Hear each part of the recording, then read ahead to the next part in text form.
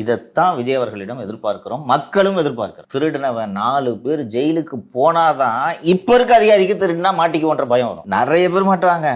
ஆட்சியா நடந்துச்சு, அன்பில் மகேஷ் எல்லாம் தூக்கி உள்ள வச்சா மக்கள் திரு விஜய் அவர்களை கொண்டாடுவார்கள். அதுவும் கரூர்ல போய் அழுததுக்கே 2 கேஸ் தனியா போடணும். கண்டிஷனை ஃபாலோ பண்ணுங்கடா, கண்டிஷனை ஃபாலோ பண்ணுங்கடா. ஓவர் அக்கறை நடைபெற்றால் தான் திமுக ஆட்சியின் ஊழல்களை கண்டுபிடிக்க முடியும். அதிகாரிகள், அமைச்சர்கள் வெளிநாடுகளுக்கு இன்பச் சுற்றுலா போனதையும் விசாரிக்க வேண்டும் என்று முதல்வர் உத்தரவிட்டிருக்கிறார். அறக்கட்டளைகள் உருவாக்கப்பட்டு இந்த சட்டவிரோதமாக சம்பாதித்த பணத்தை அதில் முதலீடு செய்யும் வேலையும் நடந்திருக்கிறது. அதையும் ஆய்வு செய்ய சொல்லி முதல்வர் அவர்கள் உத்தரவிட்டிருக்கிறார் என்ற இந்த செய்தி ரொம்ப உள்ளபடியே எனக்கு மகிழ்ச்சி அளிக்கிறது. அத்தனை துறைகளிலும் ஊழல். ஜவுளி மற்றும் கைத்தறி துறையிலெல்லாம் இவ்வளோ காசு இருக்குன்றதே எனக்கு தெரியாது தம்பி.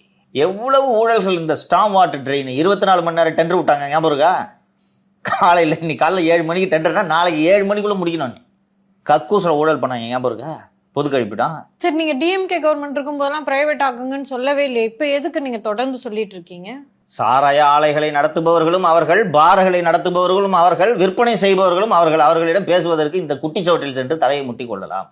ஏதோ இந்த குழந்தை அரசு கேட்கும் அரசு என்பதனால் இந்த ஆலோசனைகளை வைக்கிறேன். காலத்தில் அழிக்க முடியாமல் கல்வெட்டில் தன் பெயரை எழுதி விடுவார் விஜய். இந்த வேலையை மட்டும் செஞ்சார்.